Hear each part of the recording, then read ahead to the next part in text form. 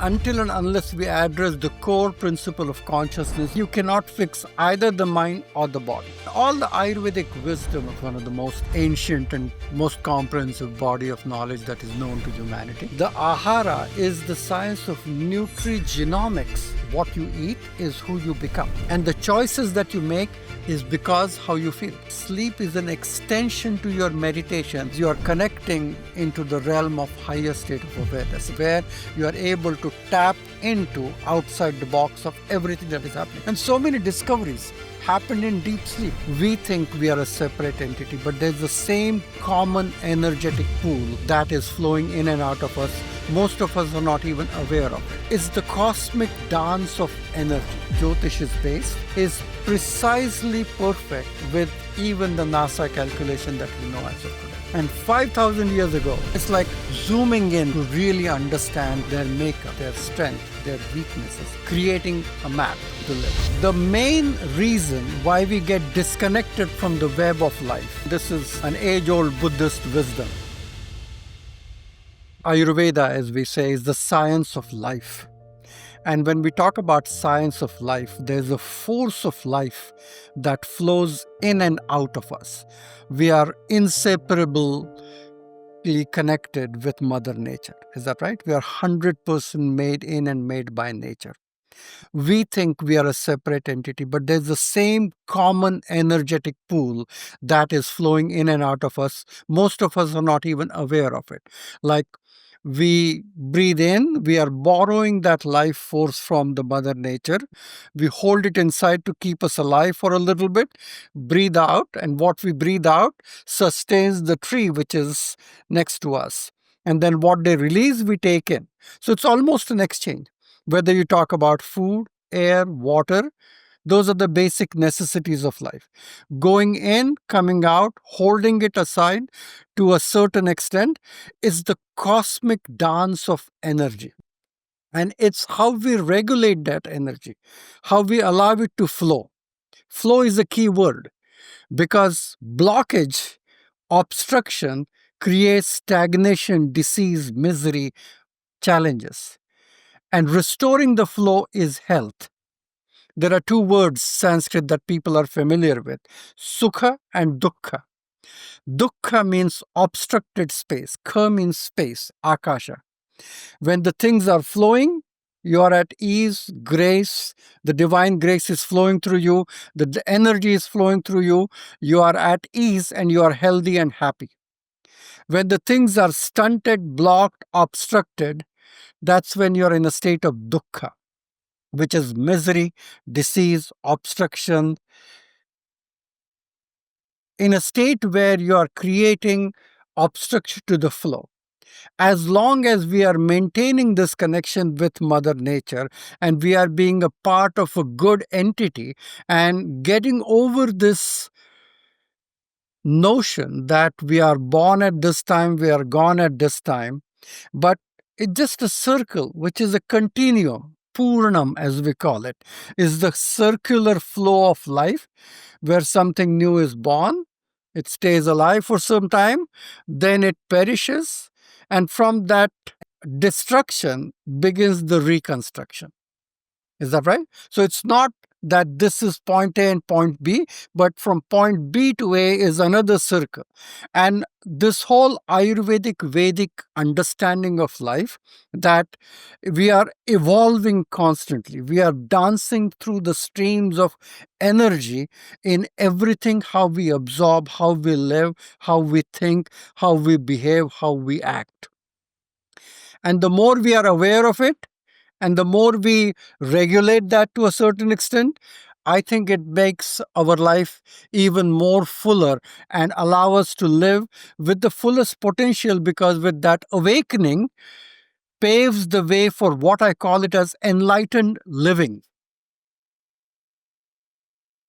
There's a real piece underneath there, which is, I mean, when I started studying your work for Ayurveda, the primacy of consciousness as like coming into, and there's a few topics I'm going to say here, but I mean, for me, looking from the outside, looking in, even from the West, Ayurveda is this concept of wellness, yeah. But you don't very, very almost immediately as you start introducing Ayurveda, it's yes, wellness, but it's healing, right? Like you use the word healing quite freely when you open up the topic around Ayurveda in particular, and then you mentioned that like it's built upon this primacy of consciousness, which is really interesting because when you look at Western medicine, it sort of looks at things in parts from the outside looking in, whereas this seems to be built upon the entire experience. And because you were talking about enlightened living and how, yeah, we have this flow and we have these dukkhas and these sukhas that we experience. I mean, one of the things that's in my awareness that I love to, and this is a bit more poetic than scientific, but potentially you can ground it into some science. I mean, there is an honoring of the consciousness that is emerging as the individual in this particular incarnation in this life, right?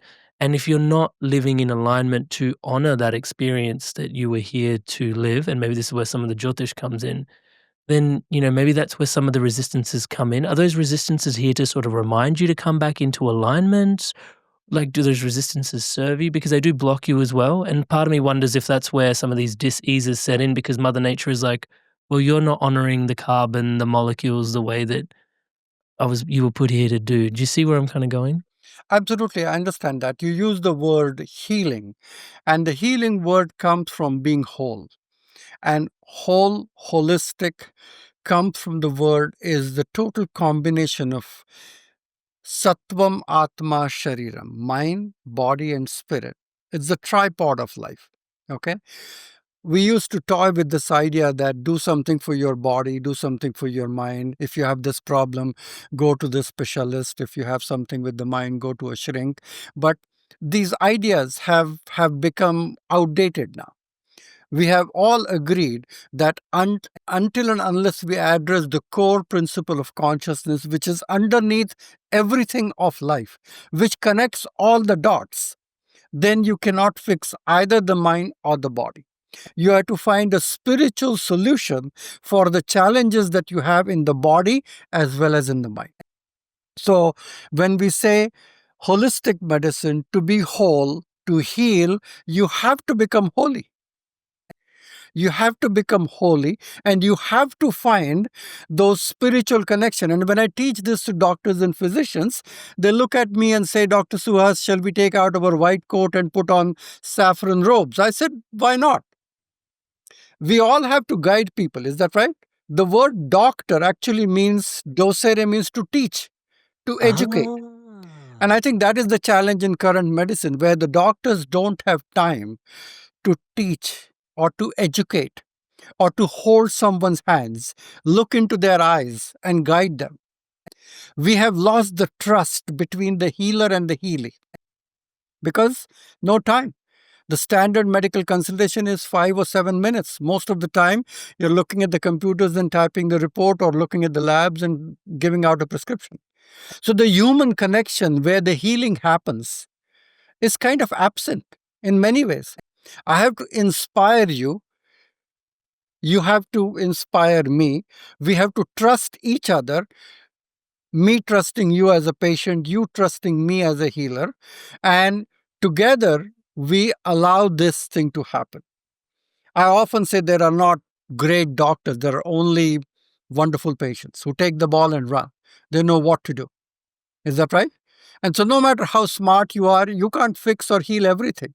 It's only when you establish that connection that's where healing happens. The wellness protocol actually comes from a two-way process of you learning, educating. And that key word, and I'm very happy with the work that you are doing, Amrit, because education is not just information. Education is a very powerful set of knowledge that creates an aha moment in everyone who listens to you and all the experts that come on your podcast and your courses and things. You feel as if you are sharing something which is new to them, but they knew it all along. And that revalidation is what motivates them. Is that right? So, the main reason why we get disconnected from the web of life, and this is an age old Buddhist wisdom, is that right? They use the term avidya. Avidya means ignorance. You're ignorant to the reality of life. And anything that brings you to an understanding of this Maya, illusion, chaos, everything that we see, touch, feel is 100% not real, 100% untrue.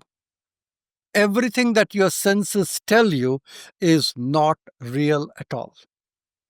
And we don't have a bandwidth. We don't have our mind or senses trained enough to understand which is way beyond the grasp of the mind, which is way beyond the grasp of the senses. And the essence of all the Vedic sciences, and I would say all the wisdom traditions around the globe, is transcend the confinement and the limitations of the senses, withdraw your senses, tap into your own inner self. That state of consciousness is the state of all knowingness, from where the healing comes from inside out, not from outside in, if that makes sense.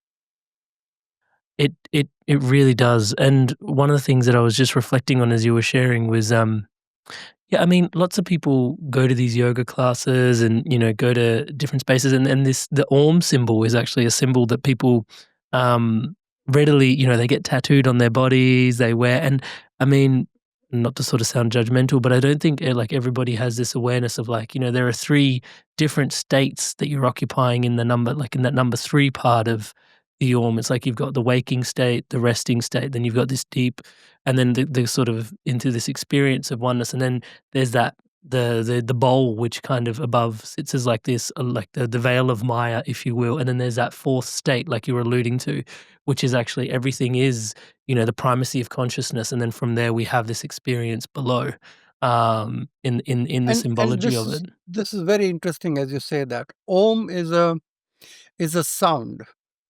And sound is so important. And that sound is a universal sound. You can look at that sound as a symbol, what you're depicting as Om, okay? But that sound is made up of three different syllables, U, and Ma. Stands for the initial birth or the initial essence of life. U stands for the maintenance of life. Ma stands for the dissolution and the destruction from where the reconstruction begins, with the point or the Om value or the sound value of it, which is the fourth state of consciousness, as we say. So, U, and Ma. Production, maintenance, dissolution. You can call it as the trinity of life, Vata, Pitta, and Kapha, Sattva, Rajas, and Tamas, proton, neutron, electron, three states of matter, which is solid, liquid, and gas. You can call it phases of time, present, past, and future. You can call it as Adi Devik, Adi Bhautik, Adhyatmic. You can call it as Rishi, Devta, Chandas. You can call it as the Christian Trinity of Father, Son, and the Holy Spirit. You can use so many different names of Brahma, Vishnu, Mahesh, Lakshmi, Durga, Saraswati, so many things, catabolic, anabolic, metabolic, and you connect all these 1 in 3, 3 in 1. That is the eternity of life. That circle is the eternity of life. And that Om symbol depicts that you are never born and you are never gone. Your word, as I said, your name, I'm fascinated with Amrit. Amrit simply means immortality. And one of the mission statement of Ayurveda is actually Ayurvedo Amritanam, Ayurveda for immortality. It's funny to even imagine that a medical science has a mission statement of immortality. And we all know that everyone who is here at some point is going to check out is 100% mortality. But what it actually means is the way you connect yourself with your immortal self, the soon you liberate and free yourself from the bondages of life and minimize the chaos and the misery. And your and my job is to touch and inspire as many as people possible to help them unveil this field of Maya, because the emotions become very real. The pain becomes very real when you're under the influence of that. And that's how I use Jyotish. That's how I use astrology. I don't use astrology for mere fortune telling or telling people that you need to get this $10,000 gemstone. Without that, your life sucks and yeah, you have no future without that. That's not the purpose of it.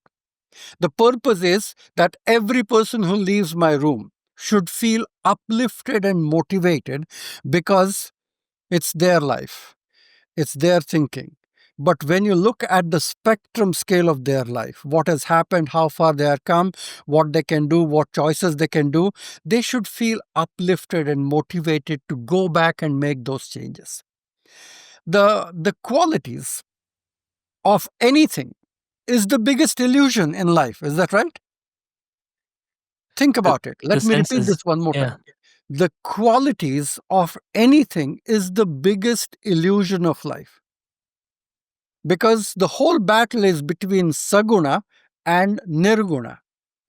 Saguna is the field of Maya, which is filled with qualities, and Nirguna, which is devoid of qualities, is the field of consciousness, is a passive witness, is the ocean, passive, silent field of Purusha consciousness, Nirguna, Nirakar, Anadi, Ananta, which is no beginning, which is no end. And our mind cannot simply fathom that. Something which has no qualities, it cannot do that because our senses are trained only to wrap our mind to something.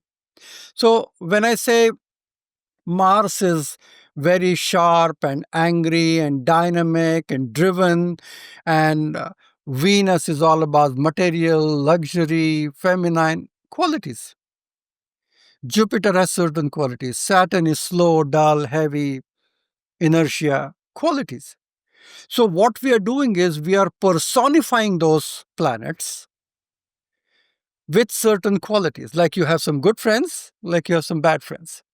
Good friends do something good to you, bad friends do something not so good to you. Is that right?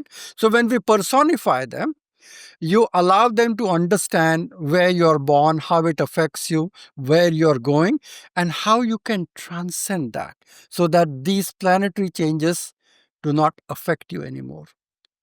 You become immune to their shift and changes, where, yes, you can feel it, but it doesn't affect you as much because you have transcended the field of Maya where the planets are very, very strong when you're in a chaotic field of your life. When you align yourself with your spiritual way of living, then you minimize the brunt and the intensity of these planets and the qualities of anything for that matter. There's a real underlying current in there around this theme of balance, and I think that's something that is, I mean, I don't want to sound like that because, yeah, I mean, I'm conscious of the sound I just made, but it just seems like Ayurveda, because when you start to unpick it, and maybe we should start with maybe the 5 different building blocks that, make up everything, but we're seeking balance. And one of the things I guess I learned from yoga is I used to think that balance was like just you hold a position and you're set. But really, when I started learning yoga, it's like balance is actually it's A micro dynamic balance. movements that It's a you're dynamic moving balance. all the time. It's never really comes into this stasis. It's like this. It's like being on a, you're in Australia, so you know what surfing is. Yeah, So exactly right. Your you have to balance. balance yourself on a It's an surfboard. Is active that right? process. It's not passive at You all. have to keep on doing something to balance yourself and maintain that balance. It is not static, it is a dynamic balance because the things are changing. It's going to be day, it's going to be night, it's going to be hot, it's going to be cold, it's going to be spring, it's going to be summer, it's going to be middle age, it's going to be old age. It's going to change no matter what. Change is certain. Within the change, how do you amidst you feel and experience the state of non-change? Amidst all the change, can you experience the non change? That is where you get a glimpse of the Creator. Inspired souls, lumen beings, thank you so much to all of you that are subscribed to this podcast. Everything you see around here, guests like this come on the podcast because of your subscription to the channel. It is a total co-creation. Thank you so much for your love and support. And interestingly, at the time of this recording, looking at the back end, it's pretty surprising that actually only 20% of you that are actually watching this channel regularly are actually subscribed to this channel. So please do take a moment. To all of you that aren't yet subscribed, as I'm saying the word subscribe, the button below is lighting up in the colors of the Inspired Evolution. Please hit that subscribe button, hit the bell notification icon, join the community, join the movement, spreading love, positivity, wisdom, and insights like this together across the planet. And in fact, many of you think you are subscribed but aren't yet subscribed. So please do check that button and subscribe to the podcast. Thank you so much for your loving support. The world that we're currently living in is such a different world to the world when Ayurveda and the Vedic sciences and stuff were like, this is potentially the oldest body of knowledge that's known to man. That's for sure. And it's really interesting because you've got this ancient wisdom, which somehow, what did they know? That somehow we living in 21st century living, it does seem to provide such an antidote. But then at the same time, it is such a chaotic time right now to be alive. So much more technology, EMF radiation, like even the way we approach the world, 1 in 2 is anxious and depressed. Like it is such, is it a bit of a crisis that we're having collectively at the moment, would you Well, say? we have had these crises in entire history of humanity for some matter. Is that right? We have had wars and battles all along. We have had human emotions about being desirous, coveting someone's wife, coveting someone's land, all along. Is that right? It's the mind. It's the desires of the mind which makes us do those things, whether it's that age or today's age. Whether we do it in a high-paced manner with internet and variety of different things, or whether we do it in those ancient olden times as such. Is the human mind which takes us for a ride and makes us do good or bad things. Is that right? So that's the reason why these sciences are still very applicable. These techniques are still very applicable. These are eternally true to the test of time. And look at the modern medicine. What is the age of the modern medicine? Probably a couple of 100 years. That's all. Is that right? So Right. 200 years ago is when we started calling this as a Western modern medicine. The drugs that were used 50 years ago are not at all in use today.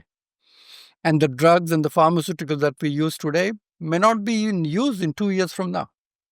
So it's constantly shifting and evolving because it's based on very objective, evidence-based science, which is still looking at compartmentalizing and isolating certain things. It is reductionist model.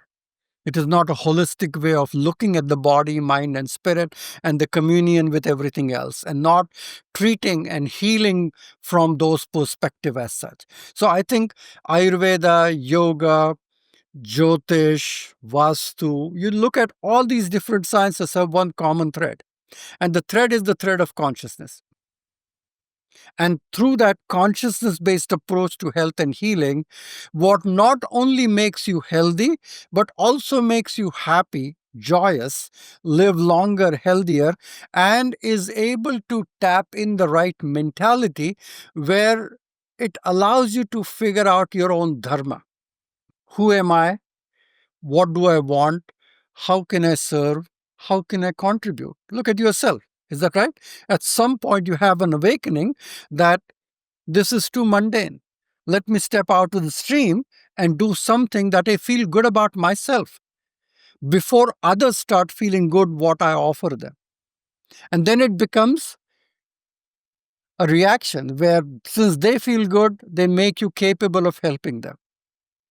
They make you capable of helping them as a teacher, as a mentor, as a healer, whatever you call it. So when we feel this, then we feel that we are having this song which is in unison. And I think this connection, this identity, this purpose is something which is kind of missing. And our job is to talk to many people. And it doesn't mean that everybody has to do what we do as such. Everybody has to do their duties, their roles to perfection, plus participate in their own health and well-being. And that's the big challenge. Okay. You're busy making a living where you forget connecting with yourself.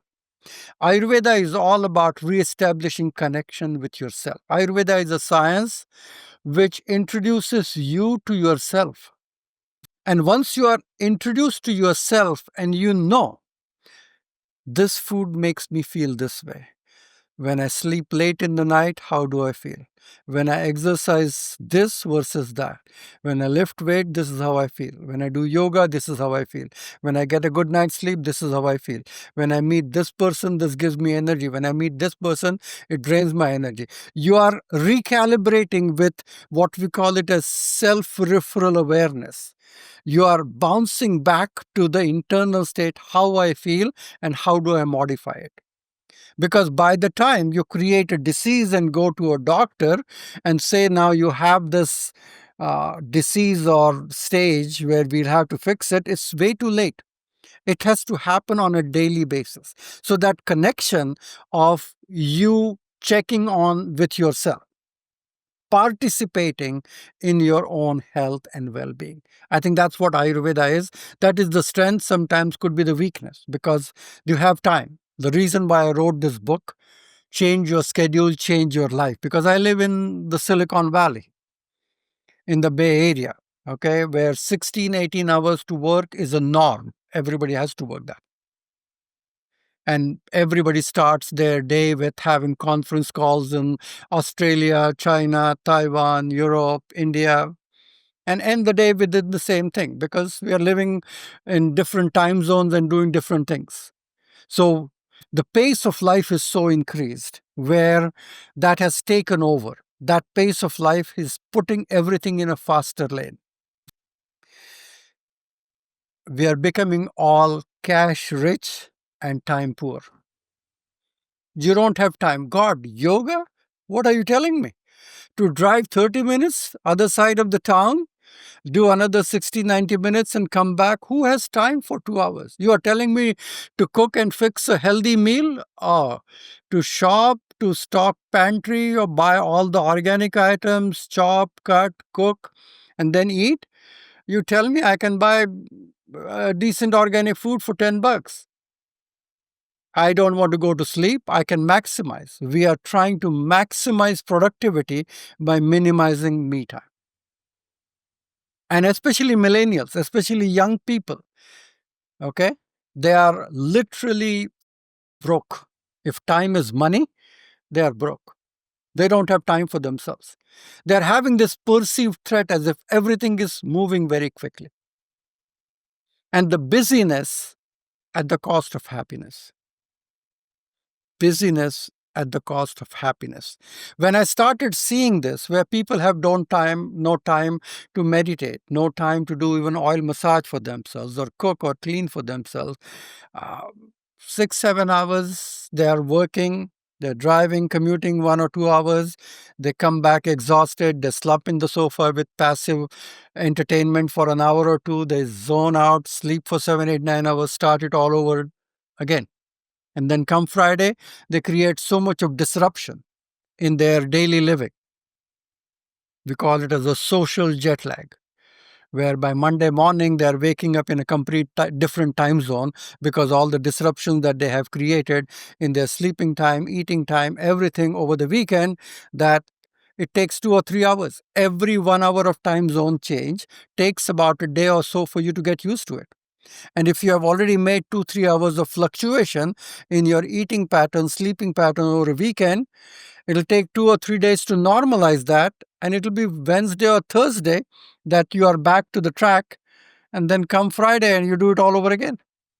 So, circadian disruption, not living in alignment with Mother Nature, is one of the main reasons for many chronic diseases. The time that we're living in, as you're describing, like just this real, is it overly Vata? Is that kind, because when I look into Vata, it feels like the principles of that, and maybe I'm drawing parallels where there aren't. And then I wonder if, like, do you lean into Jyotish at times to sort of then have a look at, like, why is society going through the kind of behavioral patterns that it is at this particular moment in time? It is both. Means as an Ayurvedic doctor, I feel their pulse, I look at their tongue, I do the physical, I do assess their doshic makeup, what your prakriti is, what your vikriti is, whether you are a pitta predominant personality, vata predominant personality, what tissues are imbalanced. And then I look at their date, place, and time of birth and cast a horoscope. So from a dosha type, we go to your ascendant or your lagna is this, your sun sign is this, your moon sign is this, and even in moon sign, this is the constellation your moon is under the influence of. Now it's like zooming in further and further and further to really understand their transpersonal psychology, their makeup, their choices, their strength, their weaknesses, and putting it all together and then guiding them, creating a map for them to live. And that is something that people can relate to. They understand where they get more energy, where they drain more energy, what they like to do, what they don't like to do. And understanding their life and then putting those elements within their existing life so that they are able to do that and feel that and experience the change. And you do it 1 month, you do it 2 months, 3 months, and how they feel, they continue feeling that way. They continue applying those changes. And it's life that they'll fall off the wagon. Good and bad things will happen to people, no doubt about it.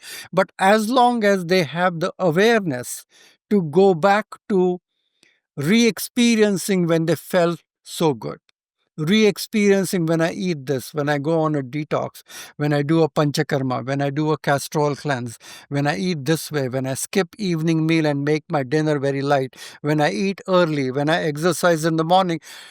Nuggets of pearls that we have that are scattered in all the Vedic literature that can be selected and handpicked and embedded to a given person.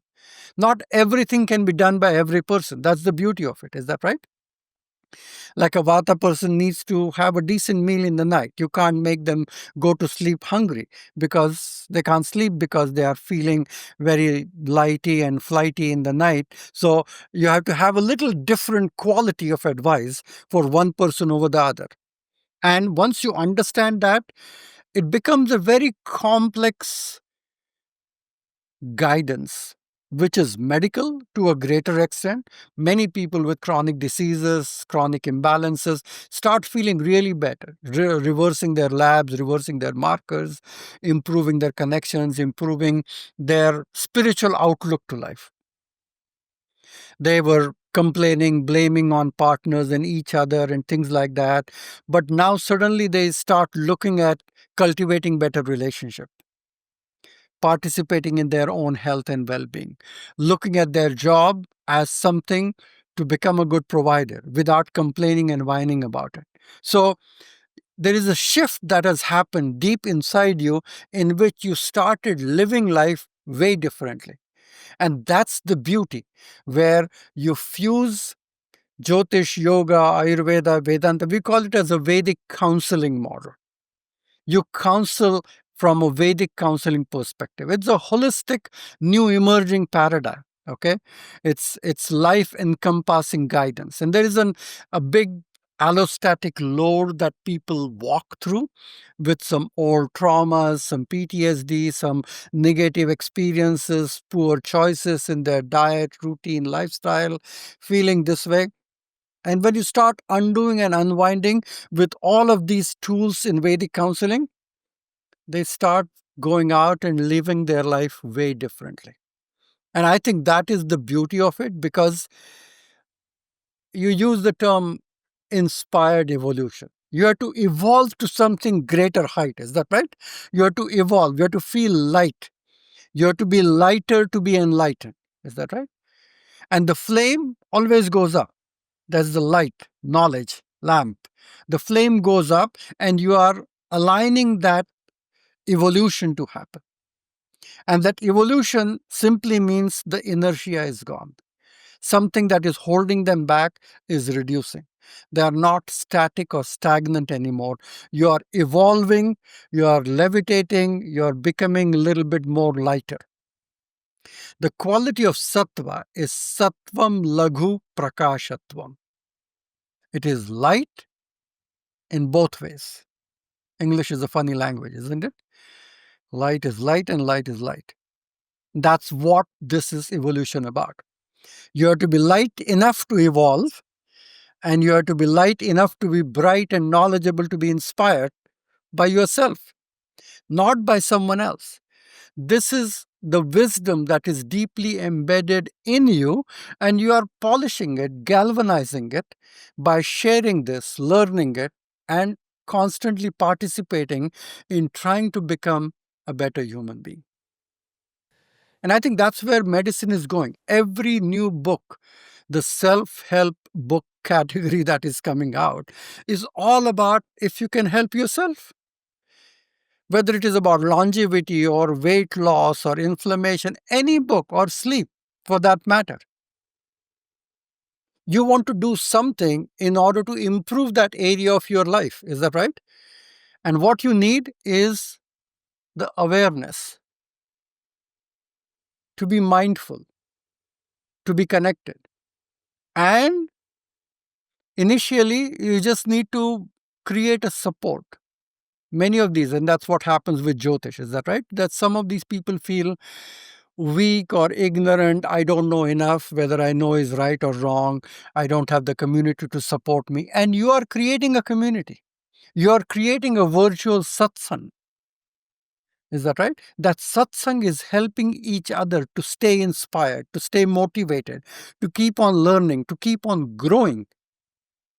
And I think that is more important than any school that you ever went to in your life. Hey there, inspired souls. Here's someone from our community on the Inspired Circle sharing about her experience on the inside. Meeting with Gary Zukov was one of the most important moments of my life. There's a couple times where he was just talking us through something and it just hit. And I think it's because we shared the same space with him. Because you watch a lot of people online and it doesn't feel the same as when you're sharing space with somebody. Like that moment, that memory, that one little tick in time. It does feel very different once you have that kind of awakening and remembering. Different people are different stages of their awakening. So when I start talking in a certain way, it sounds kind of nutty.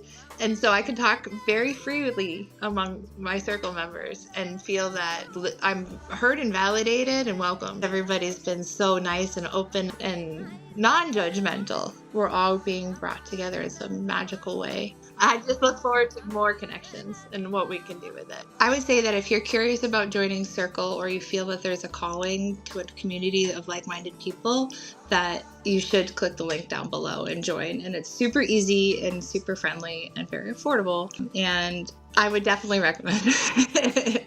When you bring it back to Ayurveda in connection to self and then the importance of community and the environment around you, I mean, it becomes the frame becomes very clear.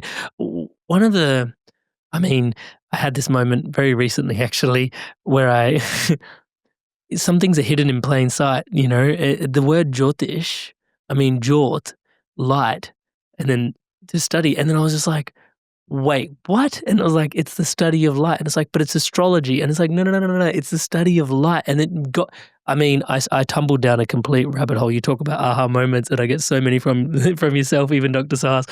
But it was, yeah, like there's these lights in the night sky. There's quarks. Some of these stars have passed in real time, but, you know, the light is still traveling to us. And then obviously, you know, we have these charts and we chose to incarnate and come into this earth at this particular time. Like there's a light that each person carries. And then, you know, just the whole concept of light, as you were mentioning, light in the English language being both get lighter and then also, you know, the light of the individual. I mean, it just really started to decode certain things for me. And I think this comes back to where we started with, like, everything is kind of energy. That was a very Well, deep and it's fascination of very mine. interesting that you say that, because tamas is the quality that is darkness, inertia, dull, heavy, static, immobile. And sattva is the quality of light. So when you say Jyotish, Jyoti Isha, Isha means divine. It's a divine light. And divine light doesn't mean that I'm a divine being looking at you as a petty little creature and telling you what to do. Not about that. It's about using this information as a tool to gather information and inspire each other. It's like my flame connecting with your flame and allowing it to grow, and then you leave with your pilot lamp lit up for shedding the light on all the obscure, dark areas of your life so that you start making choices better. Shedding light on something that is dark. That is what it is. Pratibha, intuition, gut instinct, heightened awareness is all about light.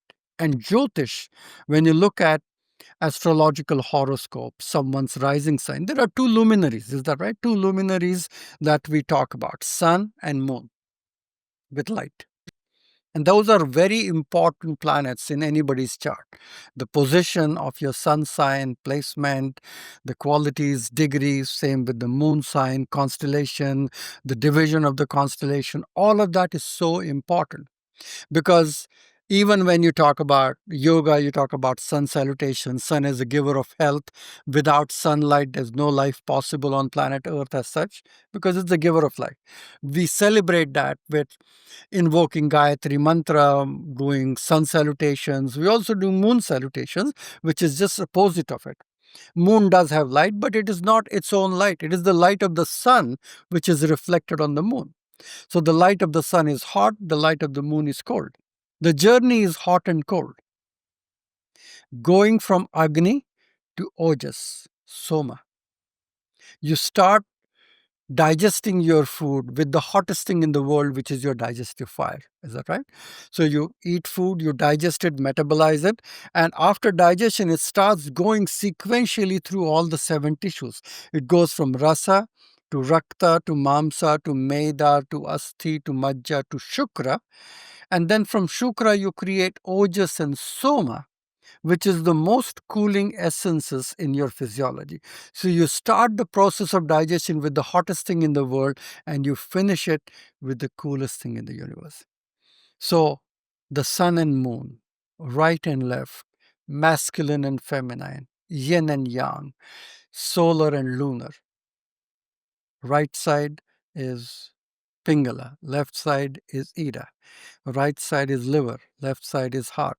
One is sympathetic, parasympathetic.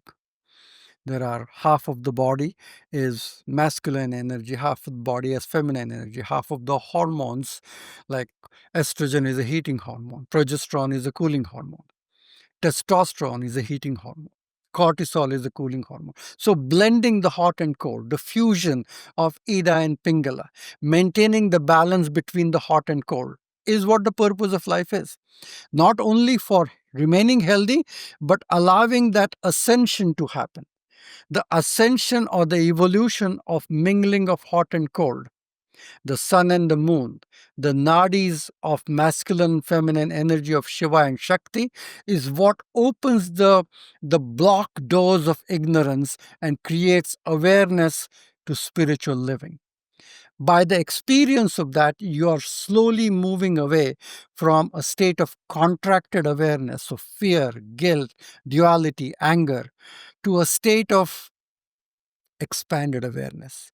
From contracted awareness to expanded awareness, feeling love, joy, positive emotions, gratitude, all of that.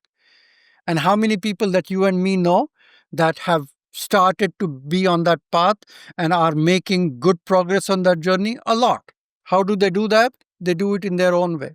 The teachers teach, they read, they understand, they practice, and they do it. And it's not impossible. And all the wisdom traditions around the world have these evolved human beings which have transcended the limitations of human potential and have done something remarkable. I hope it makes sense what we're talking about It here. does. No, it really does. And I guess one of the questions, I mean, for me, even just in the West, there's this real obsession with like calorie counting. When it comes to like trying to regulate and maintain like weight from a sense of balance. Yeah, just using a very 3D example. But then when you start stepping in, like you said, Western medicine only really stepped into the frame about 200 years ago. We've got thousands and thousands of years. And when you start talking about balance like hot and cold, that's a very different, and understanding the nature of the food that we're eating, potentially even understanding the nature of the spices that we're consuming. And then also, like, in Western medicine, you see this really, like, you'll find something that you need. It's like, "Oh, I could probably eat some carrots," but it's like, "No, no, let's just extract vitamin C, put it in a pill, and you can just take that," as opposed to, there is so much more in and, well, this is probably a good point to bring in, the intelligence of the food, of the soil, of the universe that sort of placed that there for you to have the experience that you're having, but we're trying to sort of be so reductionist in our approach. Well, you can call it as the prana in the food. The prana, mana, chi, energy, the force of life, which nurtures the force of life in me. If I'm eating something packaged, processed, putrid, dead, leftover, canned, stacked for months together somewhere, it has lost its life force. Versus something that is alive, healthy, and is still alive in an enzymatic form and has the Agni, the fire, to kindle my appetite and Agni and metabolize much more easily. Because if the food is combustible, then I can burn it more easily. The food is non combustible, it's going to be like a dead log that is sitting there. So we use the term Agni. The English word ignite comes from this root Sanskrit word Agni, to kindle. And that is very important. I wrote a book a few years ago called it The Hot Belly Diet. And one of the tagline that I used in the book was rekindle your fire, rekindle your life. If your fire is burning, if your fire is humming, you're digesting, you're feeling vibrant, active, energetic, agile, that's the kind of life you're going to attract. If you are feeling dull, heavy, groggy, toxic, and tired, those kind of experience that you're going to attract and manifest in your life. So, in order to be successful, you have to be feeling good in your belly, in your body as such. And when you're talking about God-made food versus man-made foods, is that right? So, man-made foods many times, artificial tastes, colors, preservatives, industrial foods, horrible. The calories are not even created equally, and we have wasted decades together to create truckloads of diseases that we don't know how to fix. And we have still not understood that we should be eating clean plant-based diet to nurture us, give the force of prana, so that we can nurture and feel better. And on top of that, the downside about all this, Amrit, is what you eat is who you become. And the choices that you make is because how you feel. I don't blame why people drink, why they smoke, why they do um, smoke pot or anything else, because how you feel is what you like to do. And when you're feeling vibrant, active, healthy, then you start making those changes naturally, easily. And so it is important for us to making changes with the food as clean as healthy that you start eating. You start calibrating your Agni, kindling your fire, and the timing is everything. When you eat, when you exercise, what you do, as said. When I wrote that book, Hot Belly Diet, one of the things what I was researching, that if you're eating late in the night, if your biggest meal is the evening meal, and you're sleeping late in the night, okay? If you eat late, you gain weight. If you sleep late, you gain weight. And if you are eating late and sleeping late, then you're doomed. No matter what you do, nobody can fix you.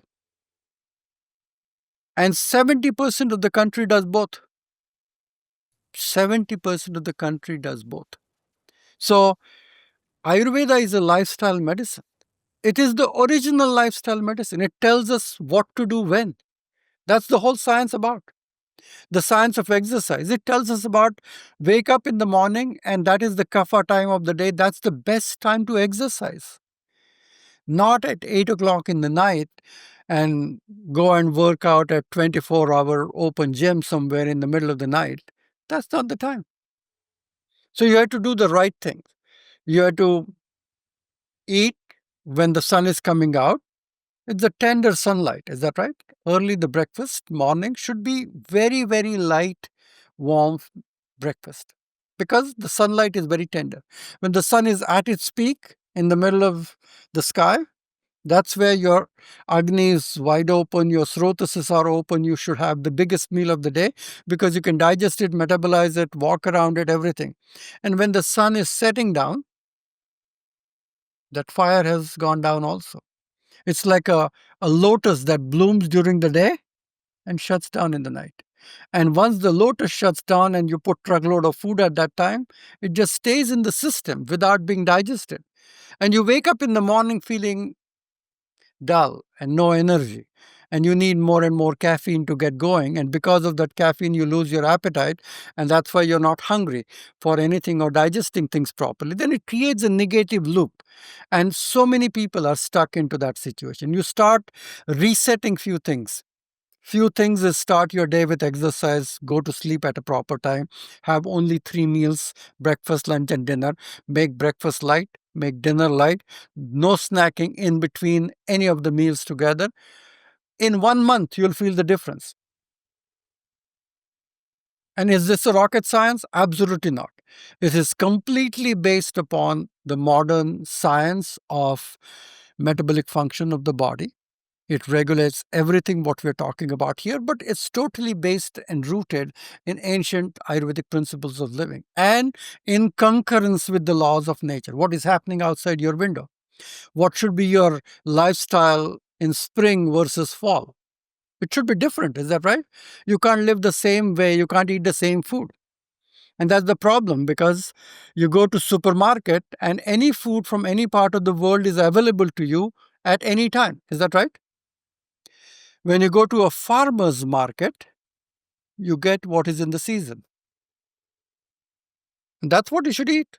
What Mother Nature wants you to eat in a given season is where you should shop.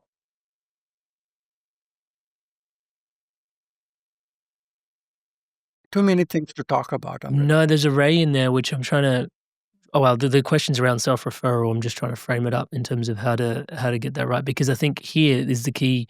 Like this self-referral piece that you mentioned is really really important, because I think, like you said, the lotus opens up, the lotus shuts down, and then when the lotus is shutting down and you're adding stuff to it, you can feel the grog the next day. Yeah. Yeah. But then, I mean, I didn't want to get too heavy-handed in my questioning, but let's go there. Like, I mean, how do we self-refer when even watching as children, some people are being fed like the diets we're feeding kids, even to some degree, like your connection to be able to refer to self, to even bring in that awareness is so heavily compromised at such an early state even, you know what I mean? Yeah, your thoughts on self-referral and how to reconnect individuals to Well, number self-referral. one is settling down, finding some quiet time. I think meditation is very important for you to find your self referral quality. When you're quiet and settled, you're more ability to reflect upon an experience. And as a parent, what you give your kids is who they become. So you should be a very responsible parent in where you should shop and what you should stock in your pantry and how much effort that you are putting in terms of cooking and things like that, and becoming a good role model for them, because it's not what you tell them to do, what they see you do. And so if they see you meditate, if they see you exercise, if they see you eating cleanly, that's who they're going to become. It doesn't matter how much money you give them or how many toys you buy them. It's about giving them an experience which is holistic. And I think it is important for cultivating those quiet time to spend time with Mother Nature, having experiences which are not artificial but natural as much as possible. Nature is the biggest reservoir of energy that recalibrates and resets everything. We see that, is that right? There's a shedding that happens. The tree sheds all its leaves and then regrow everything at some point. The body goes through those changes also. So aligning our changes with those, finding time to really ground yourself. And everybody wakes up in the morning. So as soon as you wake up, figure out a way, 5 minutes to stay in your bed or sit up straight, close your eyes, think of your day, say a little prayer for yourselves, think of all the people in your life, wish them all well, say a chant, maybe a sound, for a few minutes, focus on your breathing. Just allow that cortisol surge to settle down and then start your day. Same before you go to sleep, 5 minutes. Everybody is going to go to sleep, turn off the bed lamp and go to sleep. When you do that, sit up in your bed, close your eyes, recapitulate your entire day, what has happened, express your thankfulness and gratitude for a wonderful day you have had. Allow yourselves to settle down, quiet down your thoughts for a few minutes, and then turn around and sleep. Just two, North Pole and South Pole, at the beginning of the day, at the end of the day. It changes the whole spectrum. And if you can debate that I don't even have those 5 minutes, then you're fooling yourself. Hey there, Inspired Souls. Spirituality is not something we just talk about here at the Inspired Evolution. It's something we live and breathe with our entire beings. Whether it's in your career, your life, the way you lead in the world, or your relationships, it's at the heart of the way we believe life should be lived. And so if you're feeling out of alignment, or you can feel that there's something more, or you're feeling like you're not thriving in life, touch wood, the way that you ought to be, then we've got guidance to take you even deeper. You've got support from me one-on-one, and you've also got a like-minded, like-hearted community masterminding, master-hearting together through guidance together. And you don't have to take my word for it. This is how people all over the world have transformed through guidance. Everything just kind of fell into place, and now I'm on a path that I actually believe in and I'm excited about, because I feel like I'm becoming my best self. Over those 2 years, I have done so much. I can't believe where I am now. I'm thrilled where I am now. Not only was he a coach, but he became a divine presence in my life. You can show up to Amrit with all sorts of chaos in your life, and you leave feeling completely centered with some direction that is going to get you results. It's just magic. When you're in coaching with Amrit, you just flow with it all. I feel that I have access and connection to somebody who is deeply entrenched in my development. If you're thinking about it, just do it. You won't regret it. So what are you waiting for? If you feel the call, then join me on a call. amritsandhu.com/call. Link on screen now, and also at the top of the description in the show notes below. Join me in a call. Let's dive in deep to your path, onwards, upwards, and inwards from here. I'm looking forward to seeing you in a call. Go on, I'll see you there. Watching how much people rely on screen time, first thing waking up in the morning, last thing at night. I mean, just the amount of work and the incessant nature of how it's tried to creep into everybody's life. I mean, just the dysregulation that comes from there is it's quite profound to sort of witness. Well, and it's not that you're looking at a cell phone or a message or an email or a text. You're toying with your brain chemistry, neurochemistry, hormones, because every message has a way to calibrate and toy with your inner chemistry. Either it's going to make you stressed out, or excited, or elated, or depressed, anything like that. Yeah, I don't want to interrupt you, but this was a really big piece of me that dropped in for me. With Ayurveda, your diet is not just what you consume via taste. Like, you've got 5 senses. Sorry, I just wanted to interject that in there. Well, diet in Ayurveda is the word we use called ahara. Ahara, which simply means that what you take in from any field of perception, from any mode of intellect, that is diet. So if you're eating 100% clean, light, plant-based organic food, and all your sensory experiences are messed up, you're still ingesting only 1/5 of a clean diet, but everything else is bringing in a lot of toxicity. And that's the reason why I call Ayurveda as the true lifestyle medicine. I call Ayurveda as the true personalized medicine. The ahara is the science of nutrigenomics, nutrition that affects to your gene expression. Sweet, sour, salty, pungent, bitter, astringent taste, the qualities of the food, who prepares it, when you eat it, how you eat it. All the qualities in the food affect gene expression.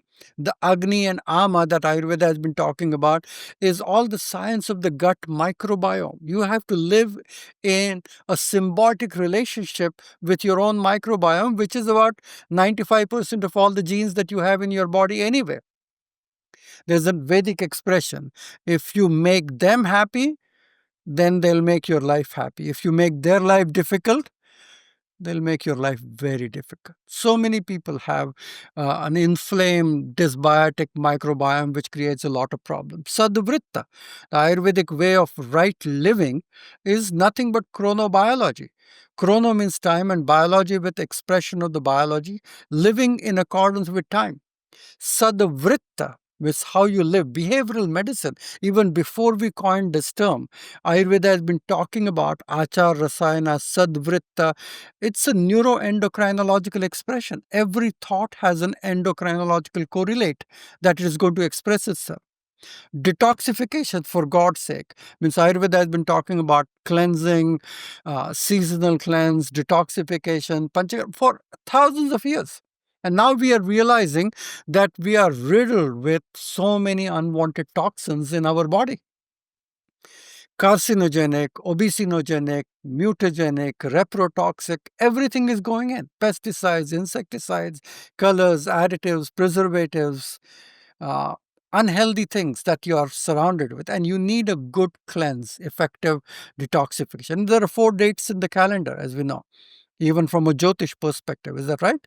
One is a spring equinox, other is a fall equinox, winter solstice, summer solstice. Those are the 4 dates in calendar when the nature is changing its gears. It's moving into a different gear at that time. So 3 days before the spring equinox, 3 days after the spring equinox, 7 days of cleanse you should do. Same with the solstice. Follow 7-day cleanse. Eat less, eat light, drink plenty of hot water, drink herbal teas, go to sleep early, do some sweating, go to sauna, figure out a way to unwind your life, eat only plant-based diet, blend your soups, make some fresh vegetable soup. 7 days. You can still live your life. Nobody's stopping you from that. But you align yourself with the change of season. You're aligning your detoxification when the nature is shifting. The doshas are on the move and the nature is on the move. So you align that enhances your longevity. That is the best prevention for any chronic diseases that you can do. And all the Ayurvedic wisdom about herbs and spices, God, they are so intelligent. They know exactly where to go and what to do in your body. It's like a nanopharmacology. It's a very small particles and they invoke these rivers of pharmacological responses. And treatment, chikitsa, from an Ayurvedic perspective, is a multi-modality model.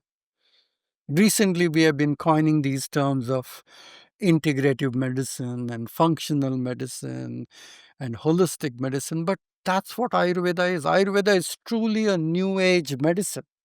And you want to do every concept of Ayurveda is totally balanced with what we are trying to do here. Because at the end of the day, if you ask yourself a simple question, are you happy? Are you content? Are you patient, flexible, confident? Do you have a good self esteem? Are you organized in your day and time? Are you resilient? Are you optimistic? Are you purposeful with what you do? And do you have a spiritual outlook to life? And if you ticked all these check boxes positive, we don't have to worry about you because you are very well taken care of, you're self sufficient, and you are guided by your own inner self. And that's where we want to take our patients and clients to. That's the life on a spectrum scale. That's where we give them all of those things and all the new markers, because even the discussion, and when I teach this with my peers, Western medical doctors and everything that is coming out in the signs of diseases and what we talk about, what is making you age quicker and live shorter is altered intracellular communication, genomic instability, telomere shortening, epigenetic dysregulation or altercations, deregulated nutrient sensing where you're not absorbing nutrient possibly, cellular senescence, stem cell exhaustion, mitochondrial dysfunction where you feel tired and exhausted most of the time, and the loss of proteostasis. So you can call this as a science which is perfectly in sync with what we know from the modern science, and the actionable items are from Ayurveda and Vedic sciences. And every book, every scientist is going to validate that. And that is phenomenal. That is phenomenal to think about it. That the science of fasting, intermittent fasting, Ayurveda has been talking about years together. All the cultures have talked about this. Is that right? Fasting, plant based diet, abstinence from sex, from sensory indulgences. Every religion, every culture has talked about it. Vyayama, sweating. All the ancient cultures have figured out a way to sweat, using food and spices as medicine. It has been around for a long time. It's nothing new. And having a spiritual practice on a daily basis, which allows you to stay motivated and learn more things about you and deepen your spiritual practice, is what is the purpose of it. All the qualities that Ayurveda has been talking about, all the sciences that we talk about, we try to fuse them in this art and science of Vedic counseling, because it should be life encompassing. Who Amrit is, where you were, how far you have come, where do you want to go? Trust, faith, mutual respect, stress, financial distress, relationship, job, addictions, emotional burden, life purpose, high pace of life. These are the reasons of you having a disease. And our medical doctors have no clue how to counsel you, how to guide you, because they understand and they can say, oh, it's just stress, and figure out what you want to do. But it's not going to end there. It's just the beginning. It's the tip of the iceberg. Mm. How old is Vedic science in your opinion? Like, is there a date, or is it just too hard to date? Well, we roughly put a tag of time, which is about 5,000 to 6,000 years ago. It's one of the most ancient and most comprehensive body of knowledge that is known to humanity. We like to call it as it is time immemorial, but at least the excavations and everything can put a date about 2500 BC. Dr. Suhas, why did they know so much more about, how did they know so much more about balance 6,000 years ago than what we do despite all of our technological advancements? Because they did not go outside from an objective evidence-based science using their senses to find out. They went inside, withdrawing senses, connecting their mind with the inner state of consciousness, which is the field of all knowing. Those are the laws of nature that you can clearly see and understand what it is. Because the word research, it simply means searching one more time. That's Something true. that is already known. There's nothing new under the sun. We are searching it one more time, and we are objectively calibrating that. But these sages, in their deeper states of meditation, connected themselves with that field of on-knowingness, as we call it. And these sciences came out of it. A perfect science of exercise, perfect science of yoga. You can't do a lab-based exercise by doing this pose and bending this pose. Let's do this, do it at this time, do it at that time. No. These are states that all came in as is. Same with astrology. Same with the astronomy aspect of it. Can you imagine that the calculation of the movement of the planets in the sky, on which the whole science of Jyotish is based, is precisely perfect with even the NASA calculation that we know as of today? And 5,000 years ago, they were able to know that Saturn is moving this slowly, Moon is the quickest moving planet, Mercury is moving at this speed, these planets are having changes in these 12 zodiac signs. And they also knew that this is our solar system. They talked about millions of galaxies themselves at that time, as if they were aware that we are talking about our tiny little solar system and some of the planets that we are talking about here, in which we are blessed or cursed, where Earth is tumbling on its own axis, revolving on its own axis, and moving at a dizzying speed around Sun. So, the day and night are created. Where you are in Australia is way different than what I am here in California. Is that right? Your season is different, my season is different right now. So the seasons are created, the day and night are created. So we are cursed enough that we have to wake up in the morning and unwind ourselves in the night. So we have to follow the basic laws of nature. And there's no way you can glorify that I am a night owl and I'm allowed to sleep at 2 o'clock because I'll catch up on my sleep till 10 o'clock in the morning. No. You start your day when the sun starts the day, you end your day when the sun sets. Every function, every molecular clock is entrained with the movement that is happening outside your window. And you don't have to put your petty little intelligence to throw a wrench in the perfect functioning of Mother Nature itself. And now we know the discovery of the clock genes, which I mentioned in my book, clearly tells us that the time is embedded in our genes. And the more we try to violate things, we eat when we want, we exercise when we want, we have sex whenever, we are disrupting that. And those circadian disruptions can create bigger challenges.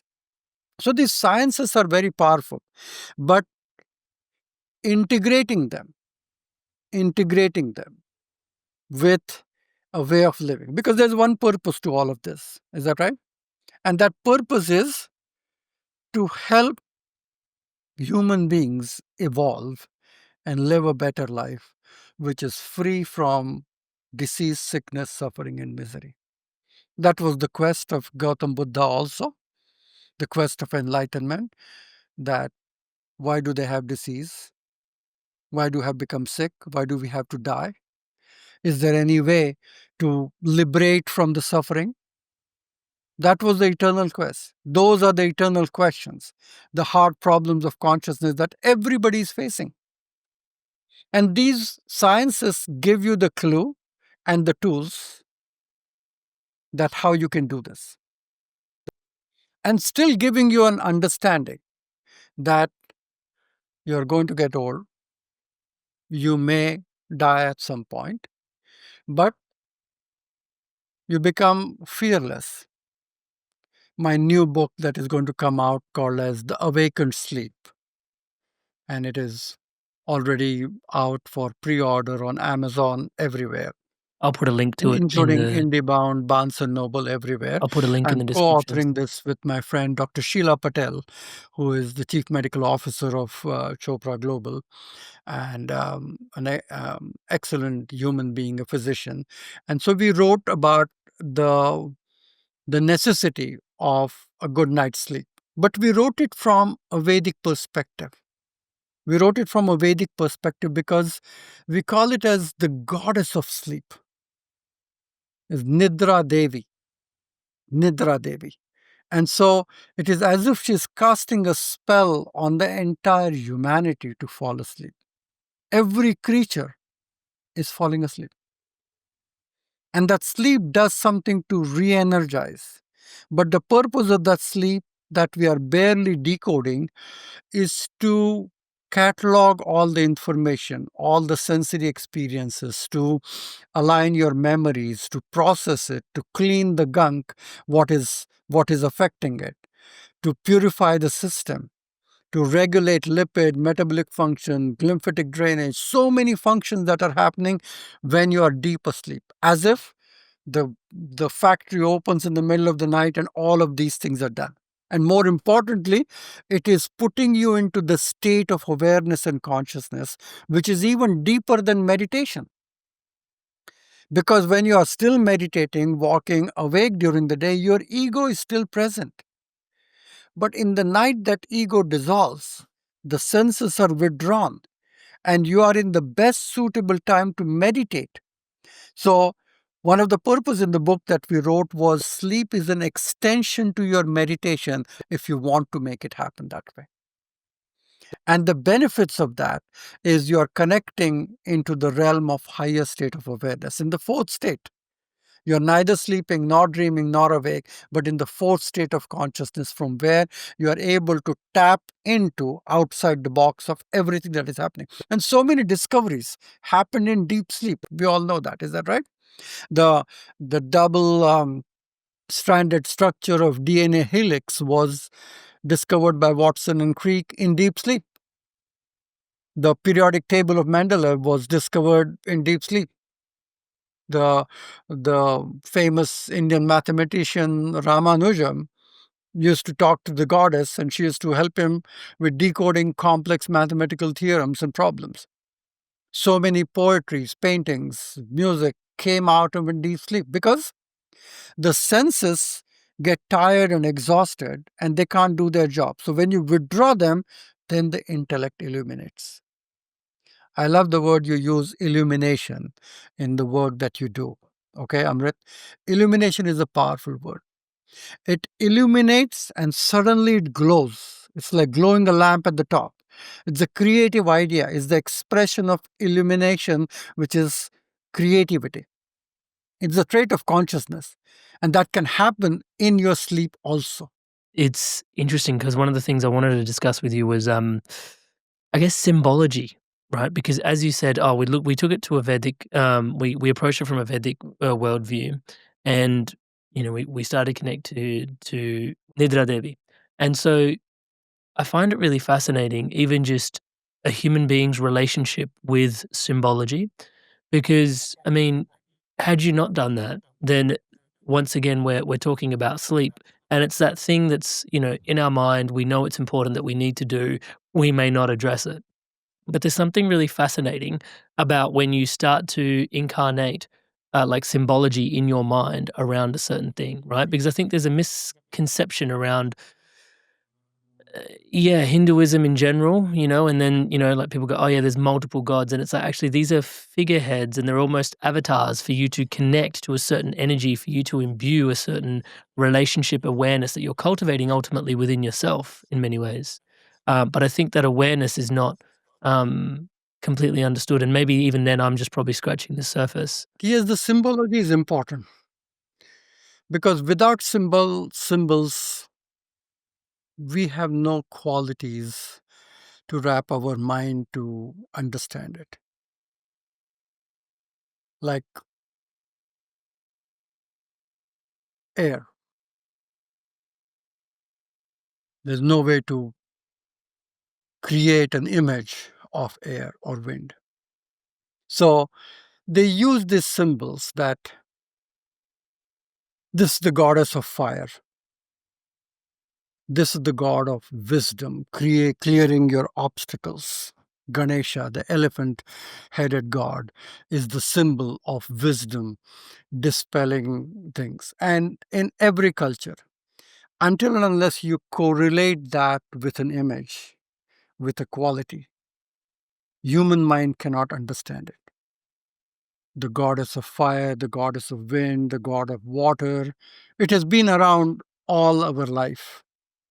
And that's the reason the symbolism, the archetypes, as we call it, is important. Even in modern age, is that right? All the influencers that you're talking about, why do you want to look at an influencer to do something? Because that's the model, that's the symbol. That is the symbol. All the designer clothes, those are symbols. Is that right? Because that symbol has a quality to it, which we want to embrace that quality. If I want to look at Lord Ganesha and have that wisdom to create or clear obstacles in my life, I want to embody that wisdom in me to be able to do that. If I want to be as good looking as Amrit is, I have to do something what you do. Is that right? Keep me humble. I have to take a piece out of your life and follow that in order to do that. And that's what the quality is all about. The you can call it as myths and symbols, but these symbols are very powerful. These symbols create the structure. You look at it and you become. It's a part of worship, devotion, bhakti yoga. You personify the divine entity in the name of Rama, in the name of Krishna, in the name of Jesus. Is that right? If I take the cross away, if I take that tall, white, blonde guy away, who do I pray? It's so important. And that that quality of that symbolism is always important. Every human culture over the ages have used that. And the powerful the symbol is, the more powerful it becomes. Because it changes what you feel and how you look at it. Inspired Soul Lumen beings, you're obviously enjoying this video, so please do give it a thumbs up and a like and join us in the conversation. What are you taking away from today's conversation? We'd love to hear from you in the comments below, and leave your questions that you would like me to ask in the future as well in the comments below, and I'd be honored to ask them on your behalf. We've got, even with Ayurveda and with Jyotish, I wonder if these are here to facilitate, and the symbols and like our relationship with the world around us and our understanding of the interiors. I wanted to sort of take a moment to just air out the word Dharma with you. Are these bodies of work here to facilitate really your Dharma, like why you're here and what you're here to do? Well, dharma doesn't mean that there is a static dharma that you are here destined to do one thing for the rest of your life. Dharma changes. Okay, dharma changes. Like you were a son and you are still a son to someone. You can be a father. You can be a husband. It's a different dharma you have to play. Is that right? Absolutely. You have to be a son to your parents. You have to be a father to your son. You have to be a husband to your wife.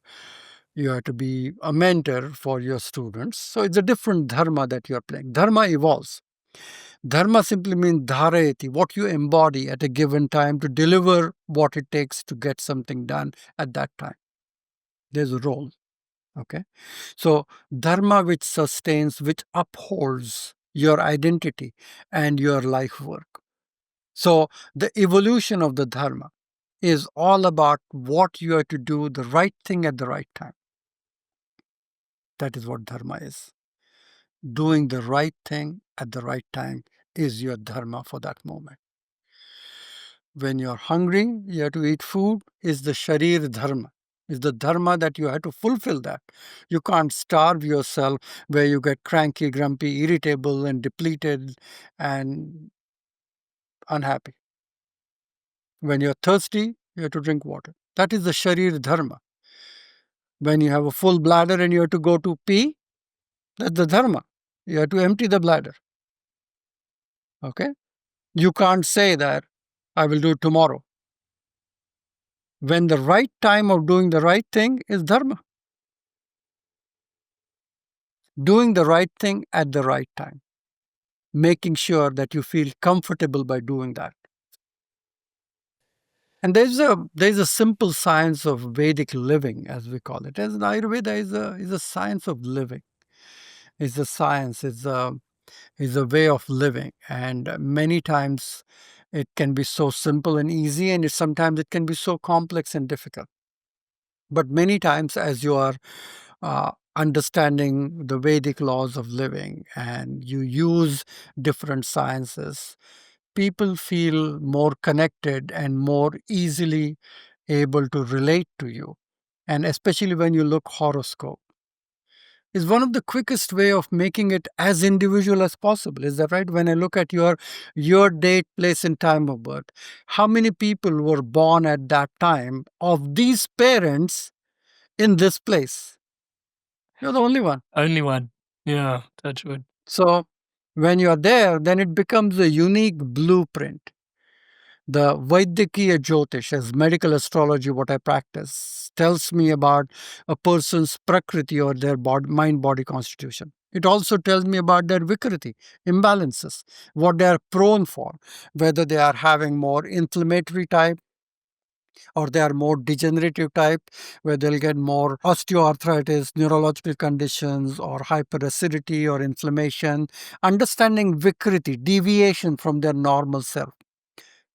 Kriti, creation. The English word creation came from root Sanskrit word kriti, to create. It became creatus in Latin, and then it became creation in English. So, prakriti, creating according to a plan. The English word procreation is coming from prakriti.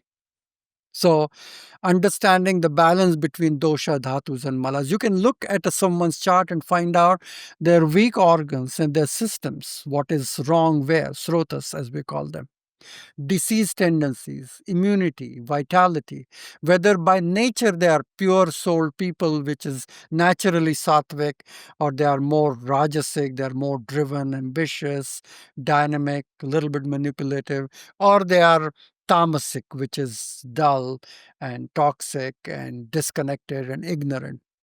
We can also look and predict the timing of the disease, when you're supposed to have when, the intensity, what is the healing process that you need to do, what are the environment that are contributing to your illness, because that is such a big debate nowadays, the allostatic load, which is coming from finances, children, siblings, work stress, job stress, movement, all kind of things.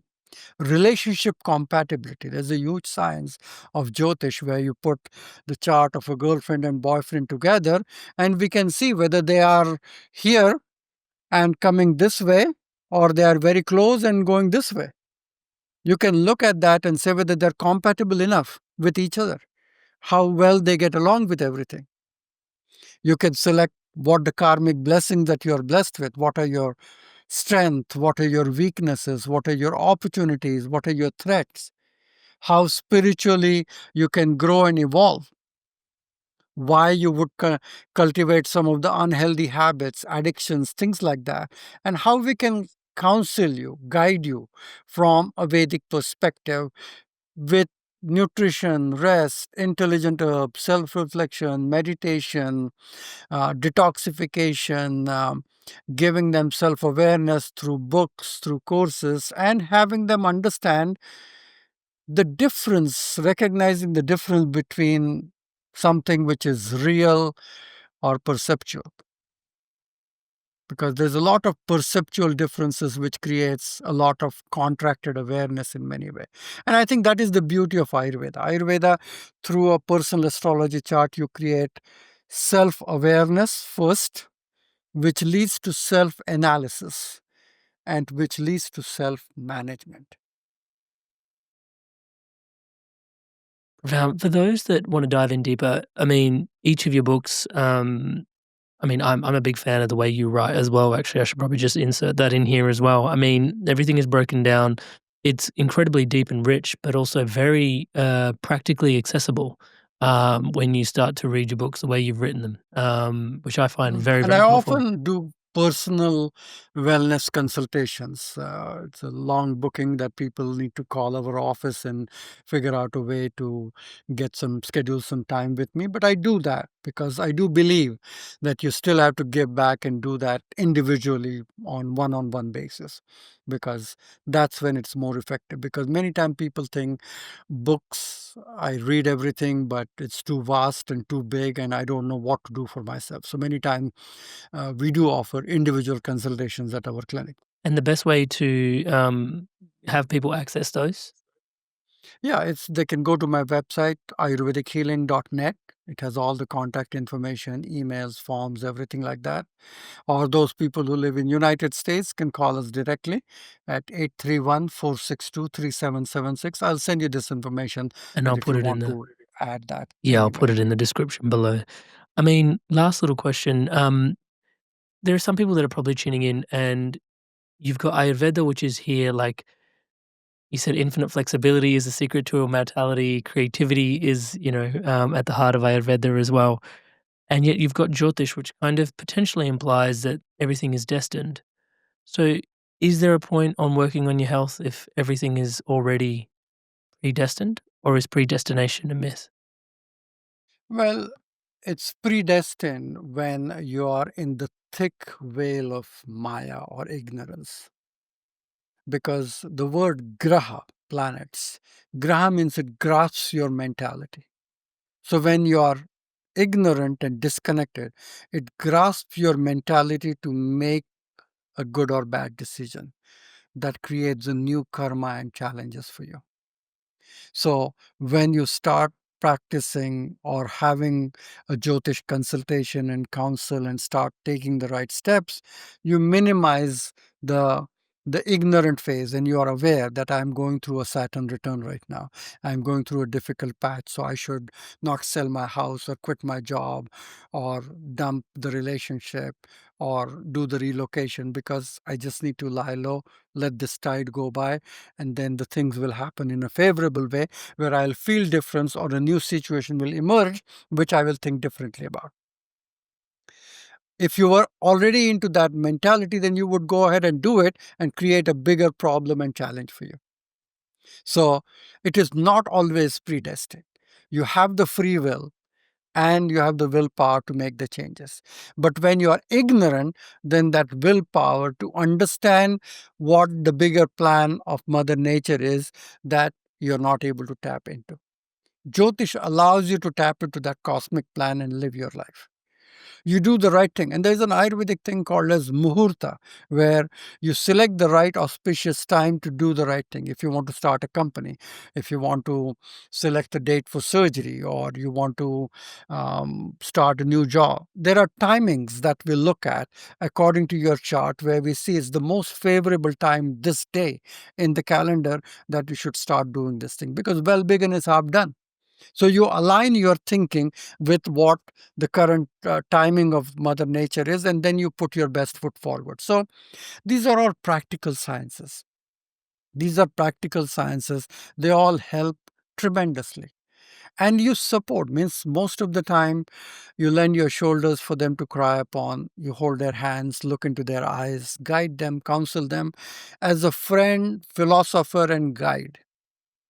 I'm not here to judge you or tell you something good and bad, but we try to tell you what the best, what we see and feel, and how can we support you in changing your perception. How can we help you to expand your awareness and be more mindful? How can we guide you to eliminate whatever little toxicity that you have into your system and clean it up, to detoxify, to purify your life? How can we make you capable to tap into your body's signals, to listen to them, live in present, relinquish the need of external approval and be judgmental, shed the burden of judging something constantly.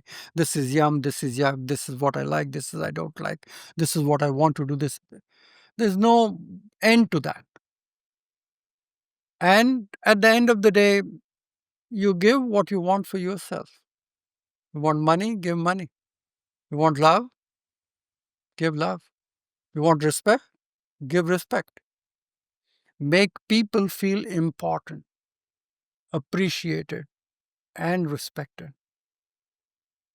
And you will find your passion, you will find your purpose, and then you'll follow the inspiration of that moment.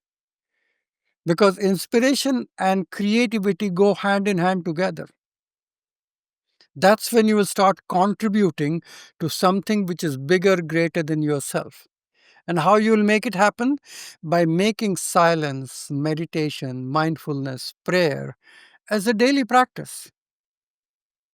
It could be 2 minutes at a stoplight, that you take a couple of deep breaths and be aware. You stop, take few deep breaths, observe yourself, and proceed. It's an acronym called STOP. Is that right? S stands for stop. T stands for take nice deep breaths. 3 deep breaths. Observe in your body how you feel and proceed.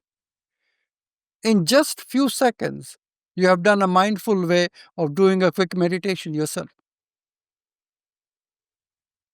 Surrender. At the end of the day, it is what it is. You can't hold people accountable. You can't dwell in the past. You can't tell people what to do. You can't change people, but you can change your response to people, places, and situations. If your inner environment is constantly affected by your outer environment, then you are at a loss constantly. But if your inner environment becomes capable of changing your outer environment, then you are semi-enlightened, I would say. And enlightenment in general, it's a journey. You have to keep on doing something every day, like what you have to do on a surfboard to get to the destination, and enjoy, have fun. That's, I think, the goodness about Ayurveda, okay? There's no reason to be serious and cross-faced, to worry about things in the political situation and this and that. At the end of the day, if you're having fun, everything moves. You laugh, you smile, you giggle all the time, which is so wonderful because it lightens you up. There's a reason why we call in the lighter way. It lightens you up. So lighten yourself. That's the prerequisite for enlightenment. Thank you. Dr. Suhas. Thank you so much for sharing yourself so abundantly, openly. I mean, yes, thank you for today's conversation. And also, I mean, it's so obvious that we're so deep, and yet we're also just scratching the surface in so many ways. This is your life's work and then some. I mean, I'm just so grateful for you. The more I uncover, the more I look at your work, just the more inspired I become to evolve. So thank you so much. I'll put a link to everything that we've discussed in the show notes below for people to go access to find out more, potentially get a consult. There are some great books that I recommend that are in there as well. So yeah, thank you so much again, Dr. Sahas. We really appreciate thank you. And keep me posted. Is there something that we can do together or I can help you with? More than happy to do that. I've been an absolute blessing. I'd be honored. Inspired souls, lumen beings, you've made it through to the end of another really incredible episode. Thank you so much for your incredible love and support. It is such an honor to be your brother walking this path by your side. You've obviously enjoyed this video, so please do give it a thumbs up. It votes for content like this, spirituality, evolution, inspiration, to be spread around the internet further. So thank you so much in advance for doing so. And on the topic of thank yous, thank you all of you that have subscribed to this podcast. It is not possible without you guys. It's a total co-creation. So thank you so much to each and every single one of you that are subscribed to this podcast. And at the time of this recording, that's actually only 20% of you that are regularly watching this channel.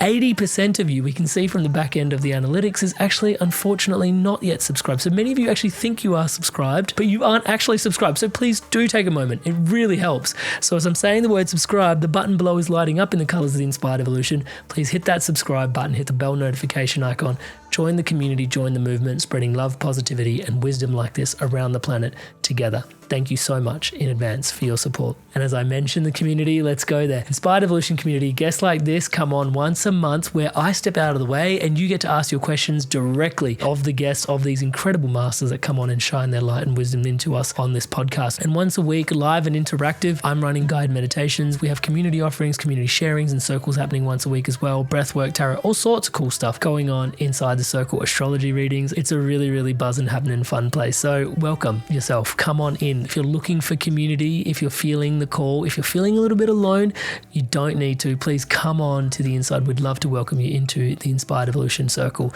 That's inspiredevolution.com/circle. There's a link in the description below. And now on screen to keep your inspirations flowing onwards, upwards, and inwards, the next best episode here at the Inspired Evolution for you to continue your Inspired Evolution journey. So go on, take your pick and make your click. I'll see you in the next one. I'll see you there.